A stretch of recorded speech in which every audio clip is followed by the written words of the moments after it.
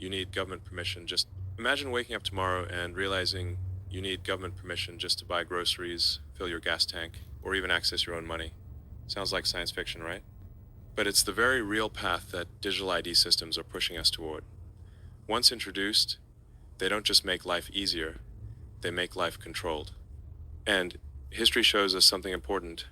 When it's free, you are the product, and once freedoms are handed over, they rarely come back. Do you remember when you first got a social security number? It was supposed to be just for retirement benefits, nothing more. They even printed "not for identification purposes" right on the cards. But look what happened over the decades, slowly, quietly, that number became the key to everything. Your credit, your healthcare, your employment, your banking. What started as a simple retirement program became the foundation of a surveillance system most people don't even realize exists. Now they want to do the same thing, but this time, it's not just a number on a card you can leave at home. This time, it's a digital system that knows where you are, what you're buying, who you're talking to, and what you're thinking based on what you search for online. They're calling it a digital ID, and they're wrapping it up in the same promises they always use: convenience, security, efficiency. But here's what a digital ID really means in plain English. It's like having a government agent following you around with a clipboard, writing down everything you do, everywhere you go, everyone you talk to, and every penny you spend. Except this agent never sleeps, never takes a break, and never forgets anything, ever. The digital ID they're pushing is essentially a unified digital passport that ties together your identity with your finances, your healthcare records, your travel history, and your online activity. Every website you visit, every purchase you make, every doctor's appointment you attend, it all gets connected to one central profile that the government can access whenever they want, for whatever reason they decide is important. They're marketing this as the ultimate convenience. Think how easy it'll be, they say. No more fumbling with multiple cards or passwords. One simple digital identity for everything. But you know what? The most convenient thing for a prison guard is when all the inmates are locked in their cells. Convenient for whom, exactly? This isn't some far-off possibility we're talking about. Right now, across the Atlantic, our allies in Britain are rolling out something called the Brit Card, and watching what's happening there is like getting a preview of coming attractions. The British government started with all the same friendly language we're hearing here. They said it would streamline services, enhance security, and prevent another scandal like what happened to the Caribbean immigrants who couldn't prove their right to be in the country after living there for decades. They even claimed it would stop people from crossing the English Channel in small boats, though anyone with half a brain can see that's complete nonsense. People working in the underground economy aren't exactly worried about carrying official government identification. But here's where it gets disturbing, and why every American should be paying attention. The Brit Card isn't just about proving who you are online.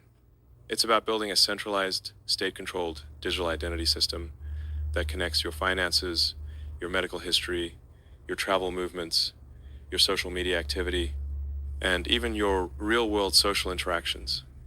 It's like a digital dog collar, and once it's clipped around your neck, you can't take it off. Now, the British government is calling it optional for now. Sound familiar? Remember when they said the same thing about vaccine passports?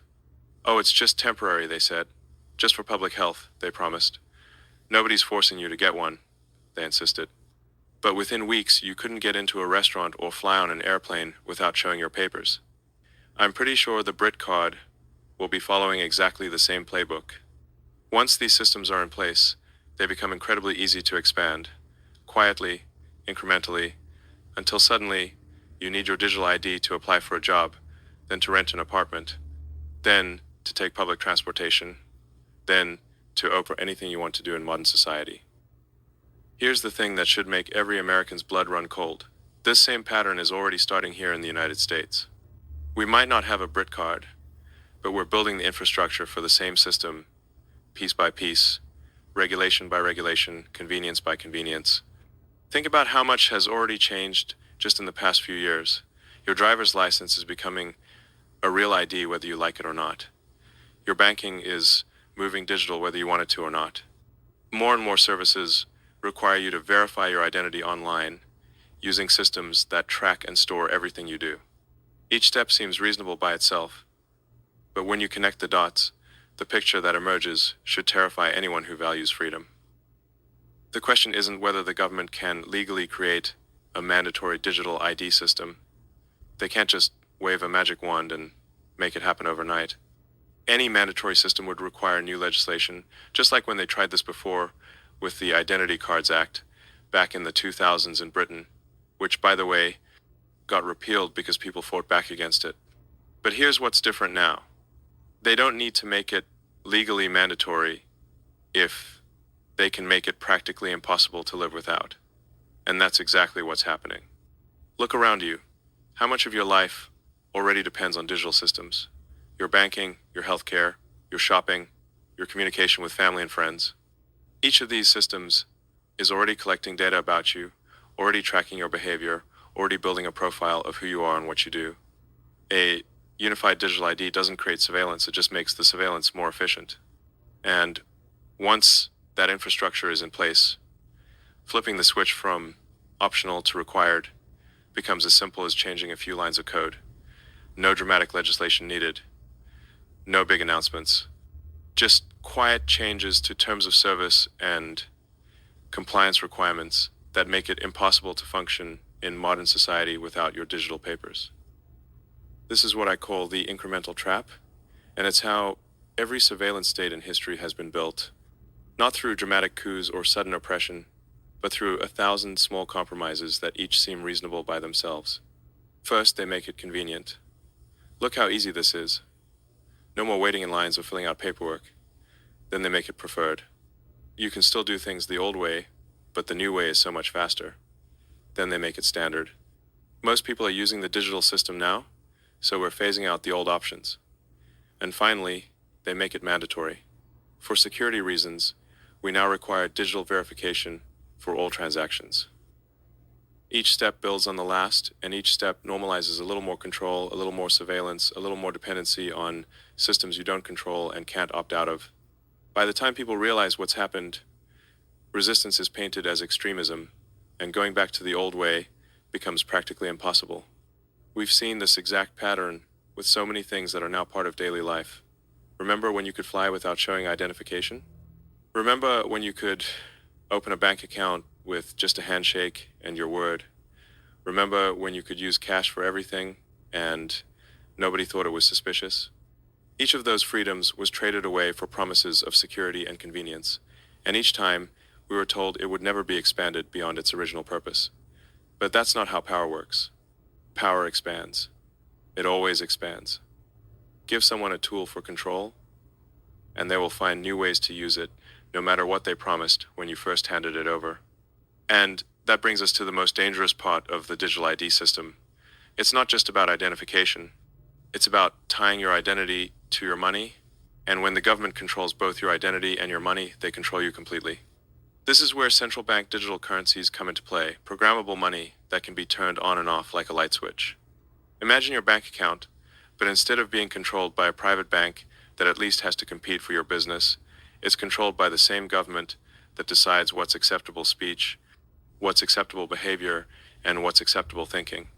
With the digital ID tied to programmable money, here's what becomes possible. Your account gets flagged because you donated to the wrong political candidate. Your transactions get frozen because you attended the wrong rally. Your spending gets restricted because you bought too much of something the government thinks is bad for you. Your access to your own money gets cut off because you shared the wrong article on social media. This is exactly what's already happening in other parts of the world where digital currencies and social credit systems are being tested. The technology exists, the motivation exists, the infrastructure is being built. The only question is whether Americans will recognize the threat before it's too late. And the thing about this system from a control perspective is that it's invisible. When they freeze your account, there's no dramatic arrest, no public trial, no obvious oppression that might spark sympathy or outrage. Your card just stops working. Your payments just get declined.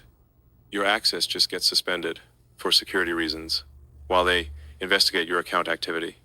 You become unpersoned without anyone even noticing, because in a digital system, you only exist when the system says you exist. And if the system says you don't exist, well, Good luck proving otherwise. It's controlled by the same government that decides what's acceptable speech, what's acceptable behavior, and what's acceptable thinking. With the digital ID tied to programmable money, here's what becomes possible. Your account gets flagged because you donated to the wrong political candidate. Your transactions get frozen because you attended the wrong rally. Your spending gets restricted because you bought too much of something the government thinks is bad for you. Your access to your own money gets cut off because you shared the wrong article on social media. This is exactly what's already happening in other parts of the world where digital currencies and social credit systems are being tested. The technology exists, the motivation exists, the infrastructure is being built. The only question is whether Americans will recognize the threat before it's too late. And the thing about this system from a control perspective is that it's invisible. When they freeze your account, there's no dramatic arrest, no public trial, no obvious oppression that might spark sympathy or outrage. Your card just stops working. Your payments just get declined. Your access just gets suspended for security reasons while they investigate your account activity. You become unpersoned without anyone even noticing because in a digital system, you only exist when the system says you exist. And if the system says you don't exist, well, good luck proving otherwise. But it doesn't stop with money, because money is just the first domino in a much larger system of control. Once your financial life is digital and trackable, everything else follows. Your healthcare becomes digital and trackable. Your travel becomes digital and trackable. Your communications become digital and trackable. Your very thoughts, as expressed through your online searches and social media activity, become digital and trackable. Suddenly, the government doesn't just know what you're doing, they know what you're thinking. And in a system where your access to everything depends on your compliance with government approval, thinking the wrong thoughts becomes a very expensive mistake. Picture this. It's a Tuesday morning, and you go to check into your doctor's appointment using your digital ID, just like you've done dozens of times before. But today, the system pauses. A message appears. Account verification needed. Please contact customer service. Your appointment gets canceled. Your prescription refill gets delayed. Your insurance claims get put on hold. What happened? Well, maybe you shared an article about natural immunity that the algorithm flagged as medical misinformation. Maybe you questioned a new policy online. Maybe you liked the wrong post from a friend. The system doesn't tell you exactly what triggered the flag that would make it too easy to avoid in the future. The goal isn't to educate you, it's to make you anxious, uncertain, and compliant. This is the world we're building, one convenience at a time. A world where every website you visit, every purchase you make, every place you go, every person you talk to gets added to your permanent digital record. And unlike the old days, when you could pay cash and walk away anonymously, or when different parts of your life were separate and private, everything becomes connected in one massive surveillance web. The genius of it, if you can call something this sinister genius, is that it happens gradually enough that each step feels normal. Today, you need your digital ID to renew your driver's license. Next month, you need it to register to vote. Next year, you need it to collect Social Security. The year after that, you need it to get hired for any job. And eventually, trying to live without it becomes like trying to live without electricity or running water, technically possible, but practically impossible in modern society.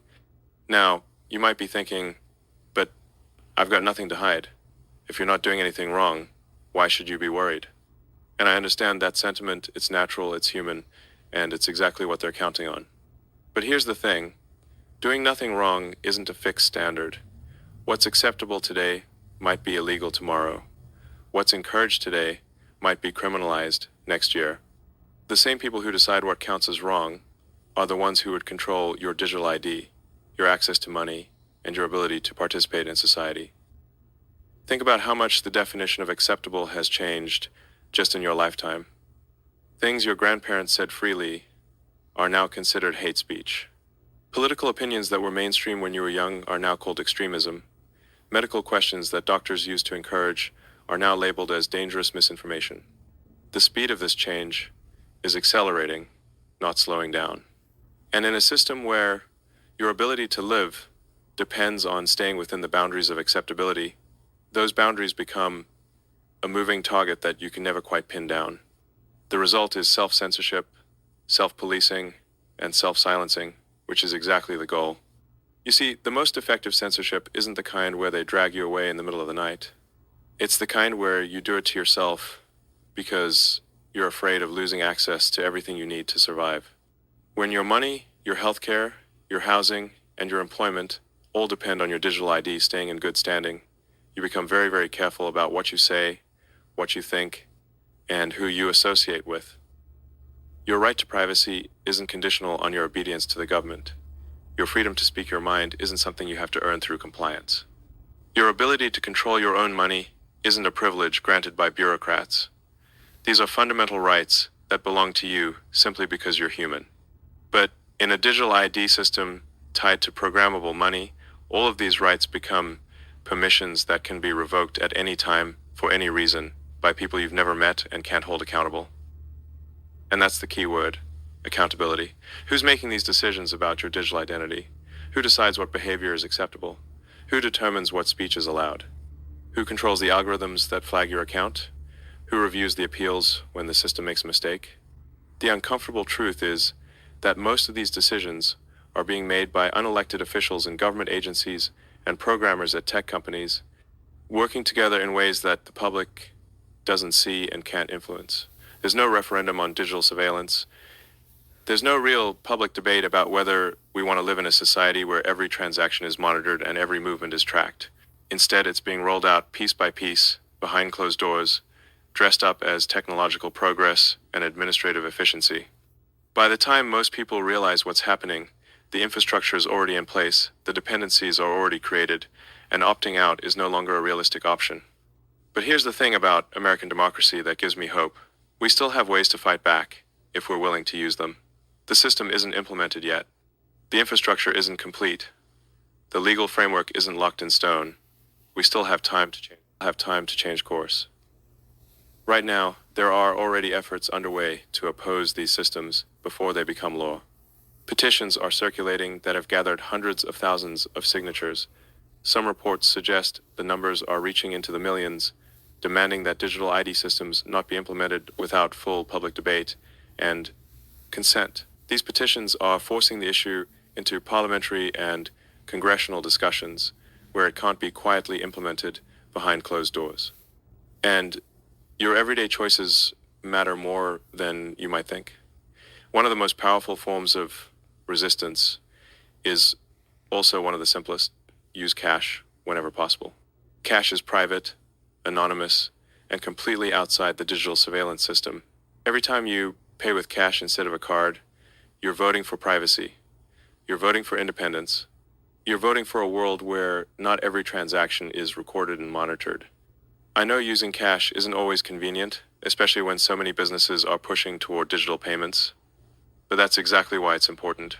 The more we rely on digital systems for everything, the easier it becomes for those systems to control us. Keeping cash alive keeps freedom alive. You can also support businesses and platforms that respect your privacy and don't require digital ID verification for every interaction. Vote with your wallet for companies that still believe in customer privacy. Use search engines that don't track you. Choose social media platforms that don't monitor your private messages. Support banks that still offer traditional services without requiring digital identity verification for basic transactions. And, perhaps most importantly, talk to your friends and family about these issues. One of the reasons these systems are being implemented so quietly is that most people don't understand what's happening or why it matters. They see digital convenience and think it sounds nice. They don't see the surveillance infrastructure being built around them. Help them understand that this isn't about technology, it's about power. It's about whether we want to live in a society where citizens are free or one where everyone needs government permission for basic activities of daily life. Share articles about what's happening in other countries, point out the incremental changes happening here at home, ask them simple questions. Do you want the government to know every time you buy groceries? Do you want your bank account to be turned off if you express the wrong political opinion? Do you want algorithms deciding whether you're allowed to travel? Most people, when they really think about it, don't want to live in that kind of world. The problem is that most people aren't thinking about it because the changes are happening slowly and quietly, wrapped in language about convenience and security. But there's something even more fundamental we need to understand about this entire issue. When you strip away all the technical details, all the policy arguments, all the promises about efficiency and security, digital ID systems are really about one thing: power. Who has the power to control how you live your life? Who has the power to monitor your behavior? Who has the power to cut off your access to money, healthcare, employment, and basic services? In a free society, that power belongs to you. In a surveillance society, that power belongs to whoever controls the digital systems. This isn't about left versus right, Democrat versus Republican, liberal versus conservative. Those old political categories are becoming increasingly irrelevant in a world where the real divide is between people who want to control others and people who want to be left alone. There are people on both sides of the traditional political spectrum who love the idea of having more power over their fellow citizens. And there are people on both sides who believe in individual freedom and limited government power.